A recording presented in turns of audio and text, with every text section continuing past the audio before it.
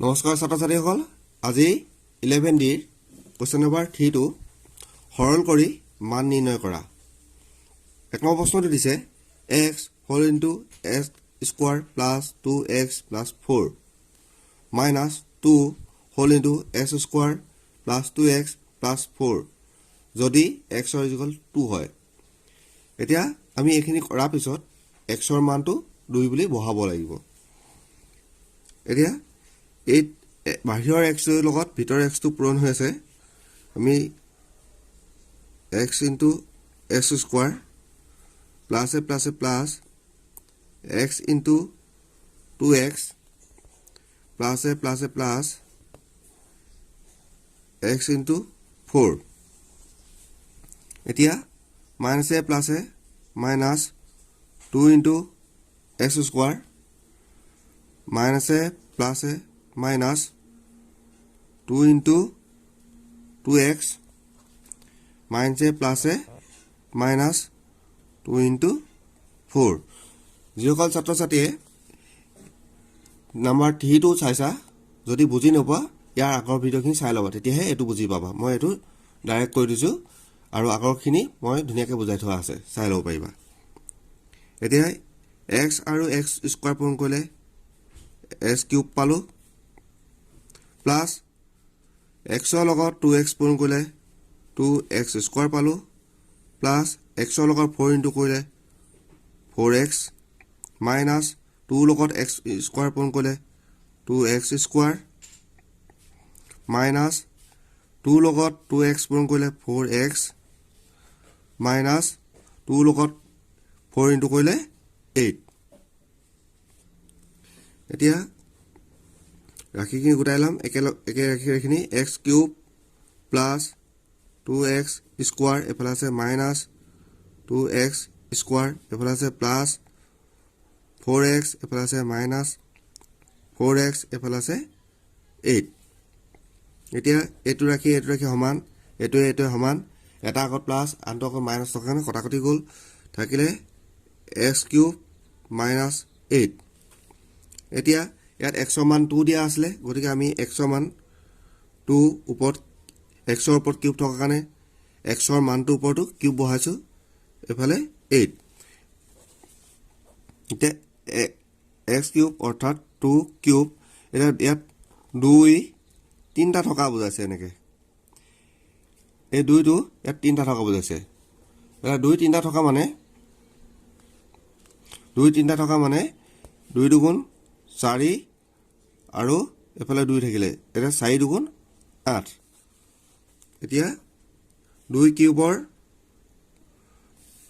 আমি কিমান পালো 2 তিনটা পূৰণ কৰি 8 পালো আৰু এফালে আছিল 8 গতিকে 8 ৰ পৰা 8 গুছি গৈ 0 উত্তৰটো 0 হল এখিনা লিখিব লাগিব যেহেতু x আমাক দি দিছে 2 এখিনি এনেকে লিখি দিব লাগিব তেতিয়া সকলোৱে বুজি পাব এডাল দিব নালাগে মই এডাল তোমালোকে বুজি পাব কাৰণে মই দি দিছো আৰু নাম্বাৰ 2 টো 5x whole into 5a plus 2b plus 2b whole into 5a minus 2b যদি a is equal 2 আৰু b is equal 1 তেতিয়ালে আমি 5a আৰু 5a লগত পূৰণ কৰিম 5a into 5a আছে এফালে plus a minus a minus বাহিৰত 5a ভিতৰত 2b plus a plus a plus এফালে আছে 2b বাহিৰত আৰু ভিতৰত আছে 5a plus a minus a minus বাহিৰত আছে 2b আৰু ভিতৰত আছে 2b এতিয়া 5 ৰ লগত 5 পূৰণ কৰিলে 25 হ'ব আৰু a দুটা পূৰণ কৰিলে a স্কয়াৰ হ'ব মাইনাস 5 ৰ লগত 2 পূৰণ কৰিলে 10 হ'ল আৰু a b দুটা বেলেগ ৰাখি প্লাস 2 লগত 5 পূৰণ কৰিলে 10 হ'ল ইয়াত আছে b ইয়াত আছে a আমি লিখিম a b মাইনাস 2 দুগুণ 4 আৰু ইয়াত b দুটা থকা কাৰণে আমি লিখিলো b স্কয়াৰ এতিয়া 10a b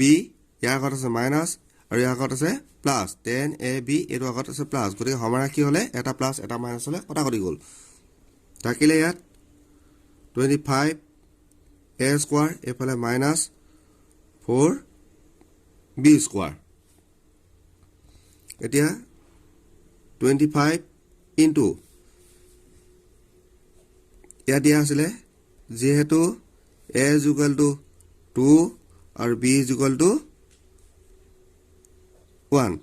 গতিকে আমি ইয়াত a স্কোৱাৰ কৈছে a ৰ মান দিয়া আছে 2 a ৰ ওপৰত স্কোৱাৰ থকা কাৰণে তাৰ মানটো ওপৰত স্কোৱাৰ দিলোঁ মাইনাছ 4 b স্কোৱাৰ কৈছে b মান দিয়া আছে 1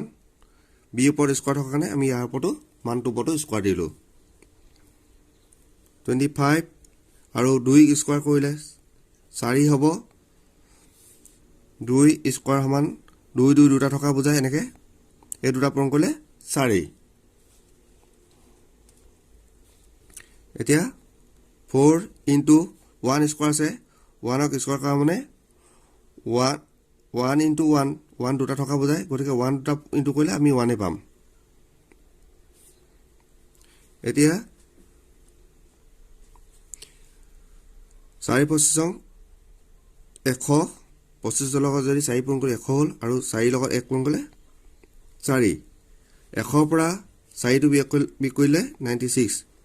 আমি উত্তৰটো পালোঁ 96 এবাৰ নম্বৰ 4টো দিছে তলৰ আয়তটোৰ কালি নিৰ্ণয় কৰা এতিয়া প্ৰথম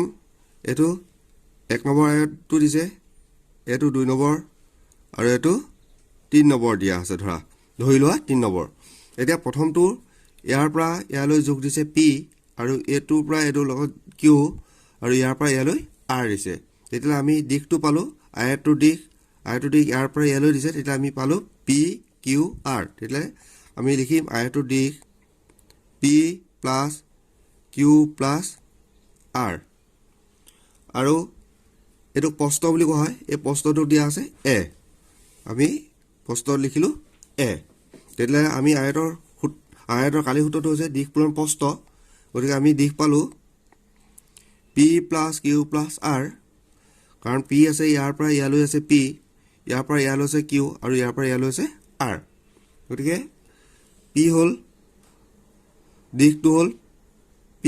plus q plus r into আৰু ইয়াত আছে প্ৰস্থ দিছে আমাক a এতিয়া এই এটোৱে এই ভিতৰৰ পিটোক পূৰণ কৰি আছে তেতিয়া পূৰণ কৰিলে কি হ'ব p লগত যদি a পূৰণ কৰিলোঁ তেতিয়া হ'ব a p প্লাছ a লগত যদি q পূৰণ কৰিলোঁ তেতিয়া হ'ব a q প্লাছ a লগত যদি r পূৰণ কৰিলোঁ a r আমাৰ এনসাৰটো পালোঁ a p প্লাছ